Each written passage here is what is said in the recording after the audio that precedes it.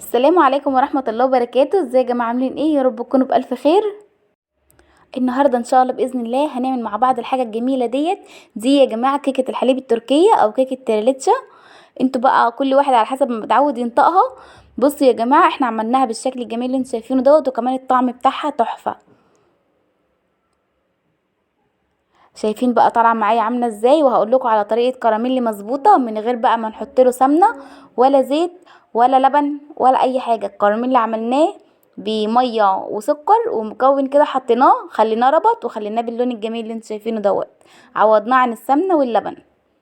احنا وشغالين في نص الفيديو، تابعي بس الفيديو للنهايه وهقولك احنا عملنا الكراميل ازاي. يلا بينا بقى عشان وقت الفيديو ما يطولش. اول حاجه يكون عندي هنا الدقيق متعدد الاغراض، دي عادي خالص، وممكن كمان تجيبيه سايب مش اكياس. انا هاخد منه كوبايه ونص وانخلهم كده بالمصفى او باي منخل عندك، انخليهم اهم حاجه كويس. ادي كوبايه وادي نص كوبايه. بعد ما نخلتهم بقى كده عندي هنا رشه صغيره خالص كده من الملح، معلقه من النشا، وكيس من البيكنج باودر. يا ريت يا جماعه البيكنج باودر اللي نستخدمه هنا يكون دريم عشان بس فيه محسن. حطيت ادي معلقه من النشا وكيس من البيكنج باودر اللي هو دريم اللي انتوا شفتوه اللي هو كيك شيف. ونقلب بقى الكلام ده كله كده مع بعض، المكونات الجافه ونسيبها بقى كده على جنب. تعالوا بقى نعمل الخليط السائل. هيكون عندي هنا طبق او بوله، انا هعملها يا جماعه ب3 بيضات بس. هي المفروض احط لها 4 بيضات بس، طبعا احنا عشان نوفر شويه زي ما احنا متعودين في اكلاتنا كلها لازم نوفر شويه كده، فهنعملها النهارده ب3 بيضات بس. وعليها هنا ظرف من الفانيليا، كوبايه من السكر.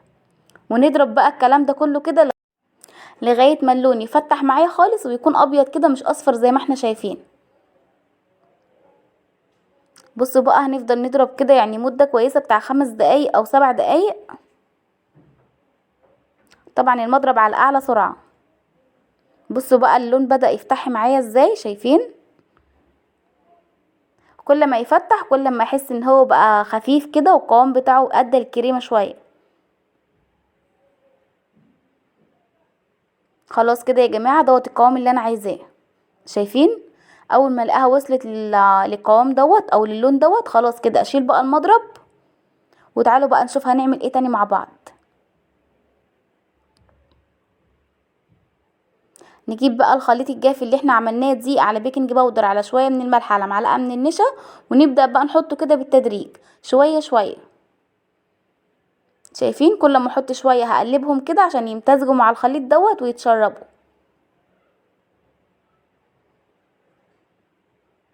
اول ما احس ان اول معلقه حطيتها من الدقيق اتشربت ابدا احط الكميه التانية. شايفين؟ بالسباتيولا كده، مش محتاج مضرب ولا ايدك ولا اي حاجه. بصوا بقى هنلاحظ ان الخليط بتاعي بدا يتقل. بعد بقى ما خلصت كميه دي كلها عندي هنا بقى، بصوا بقى الخليط تقيل ازاي. هجيب بقى ربع كوبايه من الميه المغليه، لازم الميه يا جماعه تكون مغليه مش من الحنفيه، وننزلها بقى على خليط الكيك كده ونقلب. طبعا انا مسرعه هنا الفيديو، طبعا انا بقلب بالراحه شويه مش بنفس السرعه بتاعه الفيديو ونقلبها بقى كويس جدا كده. كل ما نقلبها هنحس ان القوام بدا يخف معايا تاني كده يا جماعه. الكيكه انا اديتها يعتبر يعني شويه من السوا، وما نخافش الميه المغليه مش هتعمل حاجه للبيكنج باودر، مش هتبطئ مفعوله ولا هتعمل له اي حاجه. واجيب عندي بقى هنا الصينيه بتاعتي تكون طبعا دهناها باي ماده دهنيه، زبده او زيت زي ما انت حابه. انا عندي هنا دهنتها زيت.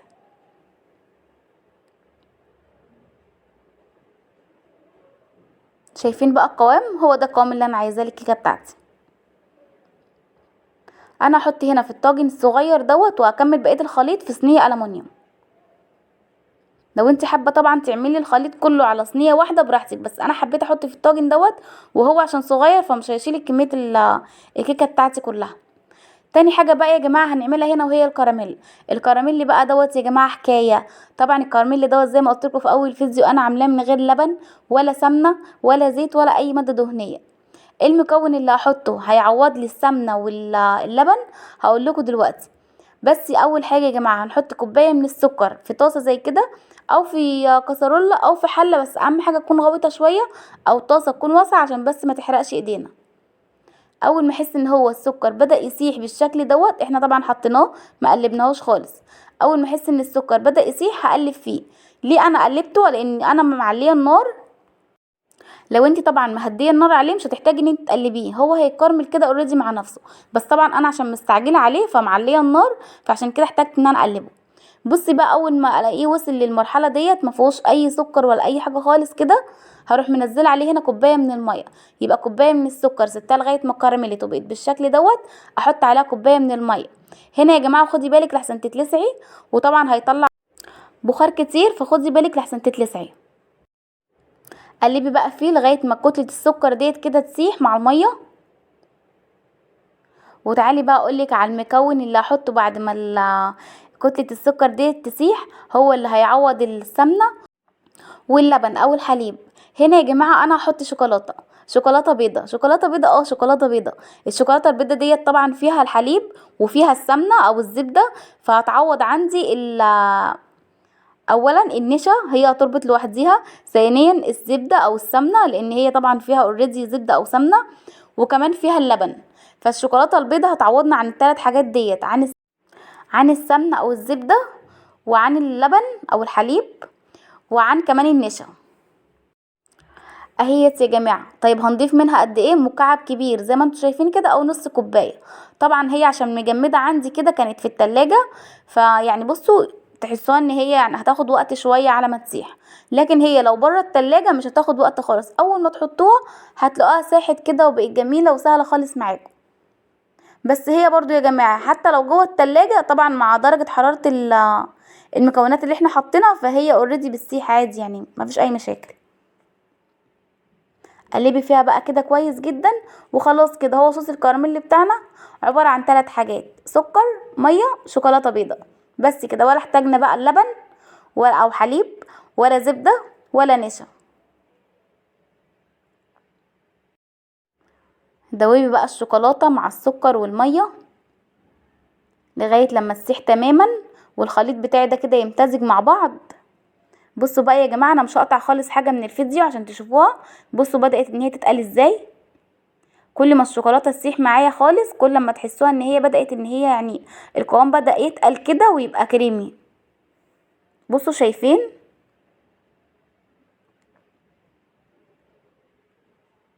طبعا انا مسرعه الفيديو قوي عشان بس مخلوش يعني مخليش وقت الفيديو يكون طويل زياده عن اللزوم.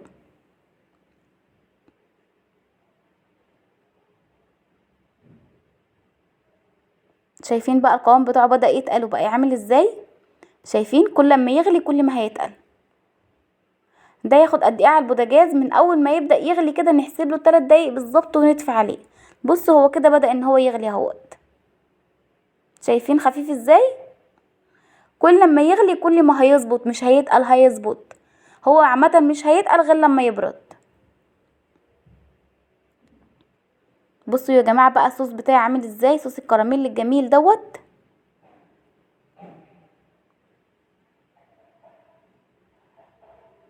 غلى خلاص كده. دلوقتي بقى هطفي عليه وهسيبه لغايه لما يبرد. شايفين؟ هعرفه ازاي ان هو كده تمام؟ هنضيف شويه من الصوص كده او احنا وبنقلب فيها كده هنروح حاطين شويه كده على الاسباتيولا ونبدا نعمل فيها خط كده. اول ما نعمل خط ونلاقي الخطوط يعني ما اندمجتش مع بعض تاني، خلاص هو كده تمام قوي. شايفين؟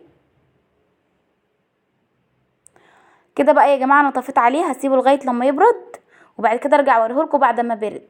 طبعا هو كده خفيف لان لسه سخن، لما يبرد هيتقل. بصوا بقى يا جماعه الصوص بتاعي بعد ما تقل بقى عامل ازاي. شايفين؟ ده توفي يا جماعه مش كراميل. جميل جميل، حتى طعمه احلى من الكراميل العادي اللي احنا بنعمله. حابه بقى تسيبيه كده عشان هو كده برضو ليه وصفات كتير براحتك. طبعا الوصفه اللي انا هستخدمه فيها النهارده مش هينفع ان انا اسيبه كده، فهضيف له كده يعني قد معلقتين من الميه وتقلبيه بقى كده كويس لغايه لما يخف شويه. ميه عاديه، ميه عاديه خالص من الحنفيه. بصي تقلبي فيه كده لغايه طبعا كل لما تقلبي فيه ولما ضفت له ميه هتحسي ان لونه اتغير، لونه بدأ يفتح شويه. بصي بقى لغايه لما تحصلي على القوام اللي انت عايزاه بنفس القوام اللي انا عملته براحتك، حابه تخففيه اكتر من كده براحتك، حابه تخليه اتقل سنه برضو براحتك. بس عامه انا كنت محتاجاه بالقوام اللي انا عملته شايفين؟ لان طبعا كلنا عارفين ان الكيكه بتاعت التريليتشا او كيكه الحليب التركيه طبعا لازم الكراميل يكون سايح فيه عليها من فوق، ما يكونش مجمد. هفضيه بقى كده في البوله بتاعتي وتعالوا نشوف هنعمل ايه تاني. كده خلاص عملنا صوص الكراميل. شايفين يا جماعه الصوص بتاعي عامل ازاي؟ جميل، وكمان ما خدش معانا وقت. ما عندناش نشا هنقدر نعمله، ما عندناش حليب هنقدر نعمله، ما عندناش زبده ولا سمنه برضو هنقدر نعمله. هاتي بس كده قطعه يعني ديت اقل من 8 كيلو من الشوكولاته البيضاء، وعملنا الجمال اللي انتوا شايفينه تعالوا بقى يلا عشان ما نطولش الفيديو اكتر من كده، تعالوا نعمل الكريمه مع بعض. اول حاجه عندي هنا نص كوبايه من الكريم شانتيه، والكريمه ديت يا جماعه انا واثقه فيها، عشان كده هحط لها كوبايه من الميه، يعني كوبايه عامه من السائل. انا احط هنا نص كوبايه من الحليب على نص كوبايه من الميه. طبعا انت لو مش واثقه في الكريمه بتاعتك يبقى ابدأي بميه بالتدريج، ما تحطيش الميه كلها مره واحده، لا ابدأي كده بنص كوبايه وبعد كده حطي بالتدريج. زي ما قلت لكم حطيت عليها نص كوبايه حليب ونص كوبايه من الميه، وكمان معلقه من السكر. السكر سكر بودر. لو حابه تستغنى عن السكر براحتك، بس هتبقى يعني عدمه شويه لان ديت كريمه خام فمش محليه. ونضرب بقى كويس جدا بالمضرب برضو على اعلى سرعه. زي ما قلت لكم انا واثقه من الكريمه بتاعتي، لو انتي مش واثقه منها ما تضيفيش مقدار الميه، يعني مقدار السوائل عامه كله مره واحده. لو انتي حابه تعمليها بالميه بس براحتك، لو انتي حابه تعمليها بالحليب بس برضو براحتك، بس عامه يعني سواء ده او ده ما تضيفيش كميه السوائل كلها مره واحده، ضيفيها بالتدريج عشان خاطر ما يعني الكريمه ما تبص معاكي.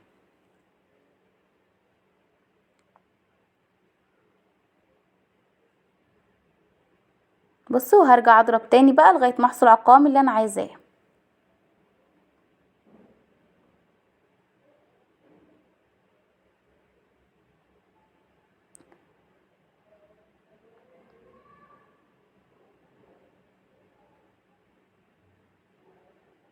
شايفين؟ بس كده هو ده القوام اللي انا عايزاه. تعالوا بقى نجيب الكيكه بتاعتي بعد ما خرجت من الفرن وسبتها لغايه لما ارتاحت شويه. انا هشيل الحروف لان حسيتها ان هي عاليه شويه. دلوقتي بقى نحضر خليط التسقيه، وهي يكون عندي عباره عن حليب وبالقشطه بتاعته كده. شايفين هو كان عليه وش لبن كده، مطرح ما غليته وسبته فعمل قشطه من اللبن كده من فوق. انا مش هشيلها يا جماعه عشان تعلي من قيمته الغذائيه، هحطها عليه كده بحالها، وكمان هضيف لها هنا معلقتين من السكر. بصوا بقى هنقلب السكر مع القشطه كده كويس جدا مع الحليب، وهنبدا بقى ان احنا نسقيه. طبعا الحليب اللي كان عندي حوالي نص كيلو، لكن طبعا هي القالب هياخد معايا حوالي كوبايه مش اكتر. بصوا هضيف كده نص كوبايه ونص كوبايه على الصينيه التانية. بصوا بقى هي القشطه عندي او وش اللبن قعدت على الكيكه من فوق كده، بس مش هتضر يعني مش هتعمل اي حاجه، هي عامه دلوقتي هتتضرب في الكريمه. لو انت بقى حابه تشيلي الوش عشان يعني ما يبقاش منظرها كده براحتك، بس عامه هي مش هتبان خالص يا جماعه والله، ولا حتى في الاكل. هنسيبها بقى كده لغايه لما تتشرب. هي اتشربت على طول يا جماعه، يعني ما قعدتش فتره ولا حاجه. وبعدين بقى هنحط عليها الكريمه.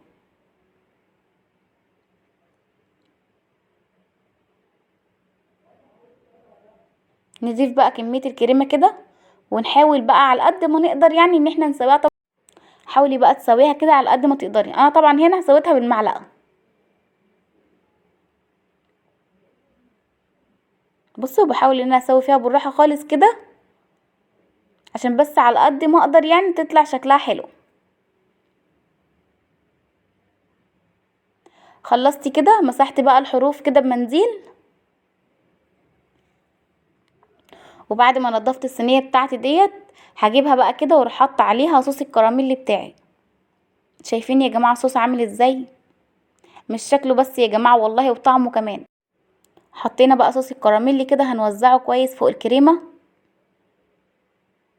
بصوا بقى هو سايل ازاي. حابين تخلوه اتقل من كده شوية براحتكم خالص، حابين تخلوه بنفس التقل ده كده برضو براحتكم خالص. كده خلاص بعد ما خلصنا انا جبت بقى هنا شوية من الكريمة، حطيتها في كيس تلاجة، وكمان قطعتها كده بطرف المقص، وحاولت بقى ان انا اعمل خطوط بالشكل اللي انتوا شايفينه دوت.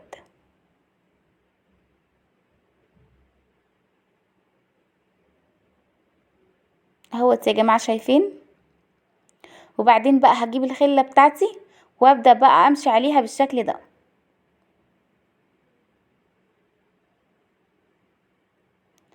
يا رب بقى تكون الصينيه بتاعت النهارده عجبتكم يا جماعه. انا بقى حاولت كده على قد ما اقدر اعملها واطلع شكلها حلو عشان بس ابسط بيها ولادي.